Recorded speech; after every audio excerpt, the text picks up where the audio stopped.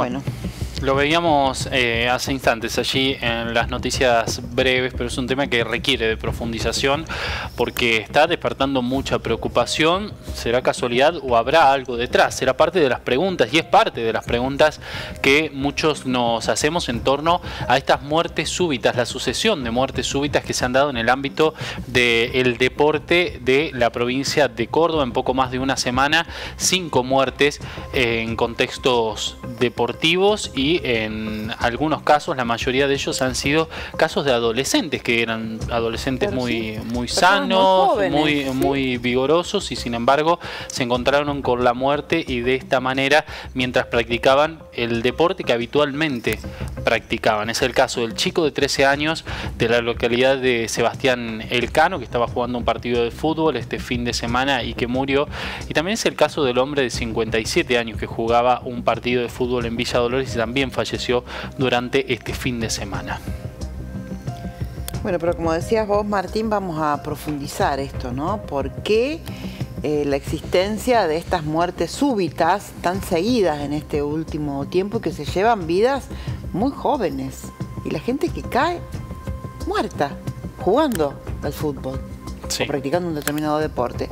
Bueno, no sé si estamos en condiciones de presentar al médico cardiólogo, al doctor Pablo Ortiz. ¿Lo tenemos al doctor? Sí. Buenas tardes, doctor. ¿Nos escucha? Sí, ¿me ven? No lo vemos, lo escuchamos nada más, bueno, simplemente. Pero bueno, mientras vamos tratando de restablecer la imagen, porque queremos verlo y escucharlo, cuéntenos, doctor, ¿cuál es su opinión de estas muertes súbitas tan seguidas?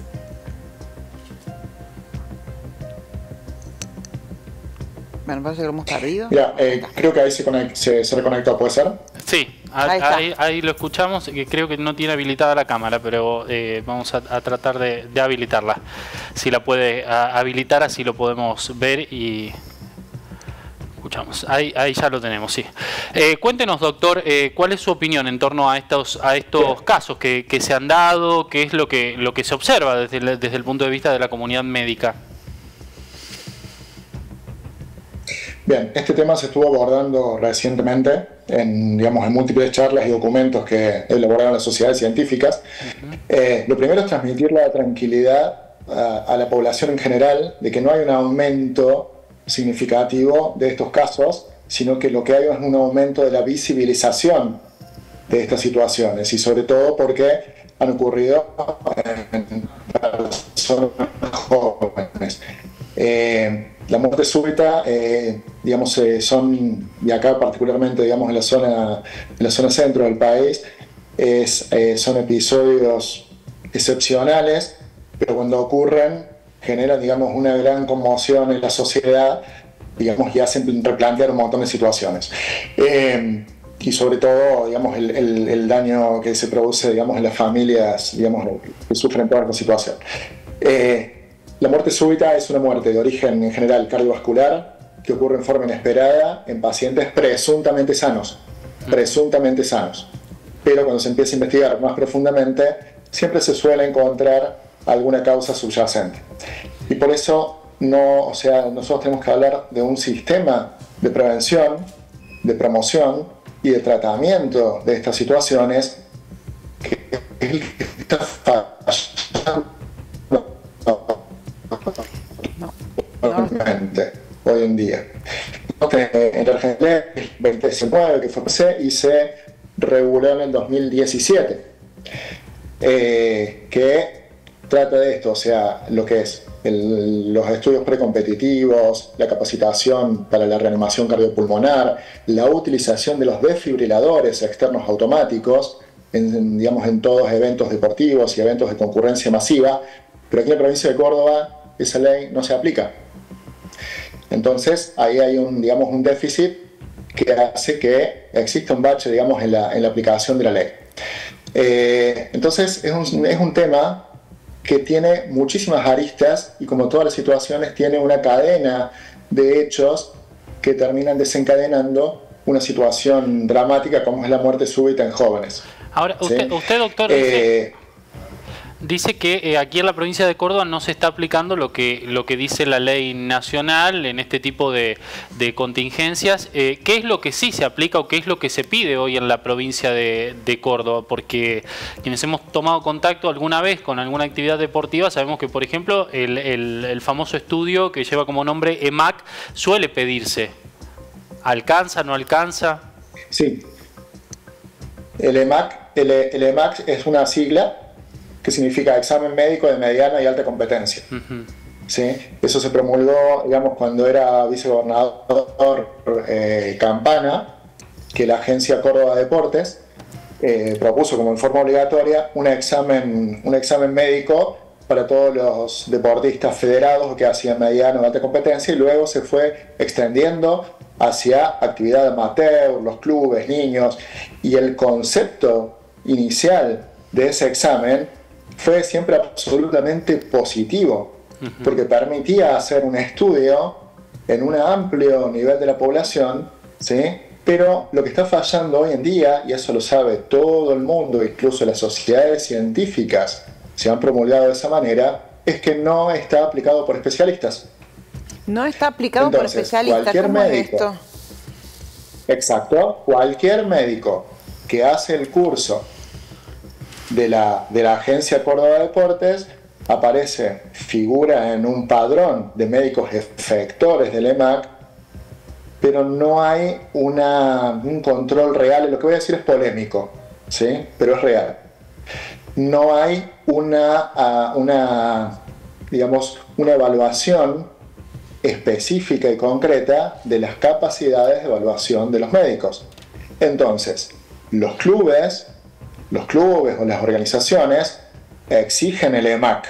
Sí. Entonces, el EMAC básicamente es un certificado médico oficial, que es como cualquier certificado médico de cualquier paciente que va a hacerse cualquier control. Claro. Pero, lamentablemente, se ha convertido casi en una industria. Claro, y no lo dan médicos cardiólogos, es lo que quiere decir usted, doctor. Exacto, no lo dan médicos cardiólogos, lo dan médicos de otras especialidades. Muchas veces nosotros vemos que no se cumplen los protocolos adecuados de que a los 15 años se hace una ergometría, todos los pacientes de más de 30 años tienen que tener ergometría, tienen que tener hecho ecocardiograma, tienen que tener evaluaciones de alta calidad hechas por médicos especialistas. Y esa es la parte de la aplicación que no se cumple adecuadamente. Y los clubes también tienen una cuota de responsabilidad, porque ellos lo que hacen es cubrirse exigiendo que el deportista, niño o adulto, tenga el EMAC. Pero la pregunta es, ¿ese EMAC está hecho correctamente por un médico capacitado, por un médico habilitado? ¿Cuántos EMAC hace el médico por hora? ¿Se entiende? Incluso, investiguenlo, y eso también en la comunidad se sabe, hay casos y está judicializado por personas que no eran médicos que realizaban EMAC, firmando con el sello de algún otro médico. Ahora está la justicia. Claro, EMAC que serían falsos, porque no tienen ningún tipo de validez, no cumplen con la finalidad. Claro, entonces, por eso. Entonces lo que nosotros vemos en la actualidad es una falla en la aplicación específica de esto. Esto no quiere decir que no puedan ocurrir circunstancias o contingencias, ¿sí?, excepcionales, pero lo que tiene que hacer justamente el control médico en general y el Estado desde su rol de control es tomar todas las medidas para que todos esos controles sean lo más específicos posibles y evitar estas situaciones. Ahora, doctor, un EMAC un EMAC correctamente realizado y correctamente leído y analizado por un profesional del área, ¿ayudaría o contribuiría a identificar situaciones que pueden derivar en una muerte súbita como estas que se han registrado ahora? Sí, porque vos lo que haces es detectar precozmente y la población. El riesgo de 10 años que juega al fútbol no es mismo que el que tiene uno de 50 años, que es hiperlasegmentación del riesgo cardiovascular, aplicado en este caso a la actividad deportiva. ya sea recreativa o profesional. Entonces, por eso hablamos de que el EMAC en general es una idea que está muy bien concebida, pero en general mal aplicada en la realidad.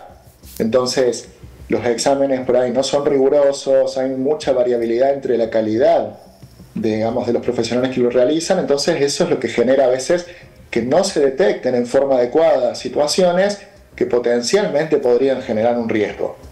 No decimos que un EMAC sí o sí, un EMAC bien hecho o cualquier examen cardiovascular bien hecho va a detectar el 100% de los problemas potenciales, pero lo va a disminuir en forma simultánea. Y otra cosa importante que hay que agregar es que estamos hablando de etapas. Una es la etapa del tamizaje o de la prevención. Y después está la cuestión de lo que es la implementación de las medidas de contingencia, que es el tema de la educación a la población, en lo que es la reanimación cardiopulmonar, claro, y el uso que esto es clave, el uso de los desfibriladores externos automáticos. Hay una ley que lo regula.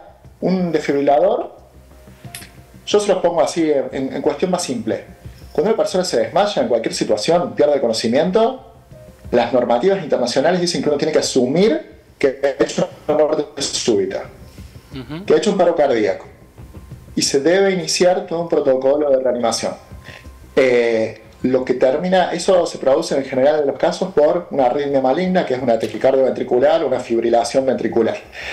Los masajes cardíacos externos que uno ve que se realizan, lo que hacen es tratar de mantener la circulación por unos minutos, ¿sí?, al cerebro, mientras se realiza lo que es la desfibrilación. La desfibrilación es un choque eléctrico que lo que hace es resetear el corazón y permitirle o darle la chance de que vuelva a agarrar su ritmo normal, que pueda contraerse adecuadamente y llevar oxígeno a todos los, sangre oxigenada a todo el organismo, sobre todo el cerebro. Eso es lo que es el paro cardíaco. Los desfibriladores externos automáticos lo que hacen es revertir la arritmia maligna que causó el paro cardíaco. Claro. Esa es la que habla la ley 27159, y que esa es la parte que tampoco se aplica adecuadamente, porque nosotros tenemos eventos de concurso masivo donde a veces hay una ambulancia con un médico, pero esa ambulancia no tiene un desfibrilador. Claro. Entonces pasa a ser simplemente una unidad de traslado. Claro, lo mismo que nada. Claro. Nosotros vemos acá en el centro bancos, comercio, entonces insistimos, no es una sola cuestión. Está el tema de los EMAC, muy importante. Está el tema de la prevención y la promoción, muy importante, pero también está la conciencia social de que esto es, cuando ocurren los problemas no hay tiempo. Claro. Cuando ocurre una persona no hay tiempo para algo, entonces tiene que estar, es como un matafuego o el seguro del auto, ¿se entiende? Entonces, todos los lugares de concurrencia masiva, comercios, bancos, en cualquier evento, tiene que haber, un sistema bien preciso sobre todo de utilización de los desfibriladores externos automáticos y todo eso. El Colegio Médico de acá de Río Cuarto realiza en forma gratuita a la comunidad múltiples capacitaciones, las clínicas privadas, el hospital, hay fundaciones, la Cruz Roja, pero esas capacitaciones no logran una adherencia masiva, y porque es una cuestión también cultural, pero ahí es donde está el rol del Estado en no solamente pedir el papelito, el certificado, sino también en lo que es la capacitación y la otra parte que es el uso de los desfibriladores automáticos. Claro. Que las sociedades científicas lo vienen reclamando. Googleenlo, el 17 de noviembre, ahora, con todos estos casos, la Sociedad Argentina de Cardiología, particularmente el Instituto Córdoba, generó un documento de la sociedad científica hablando de este tema, ¿sí? Donde se decía que los exámenes portológicos tienen que ser hechos por especialistas, donde hay que implementar el uso de desfibriladores externos automáticos, donde hay que hacer promoción en las escuelas, en todos lados. Es un tema que es poco frecuente, pero cuando ocurre genera esto. Claro, de genera esto. conmoción. Entonces hay que Doctor. trabajar en forma integral. Doctor, muchas gracias. Gracias, chicos. Hasta Hasta luego. luego.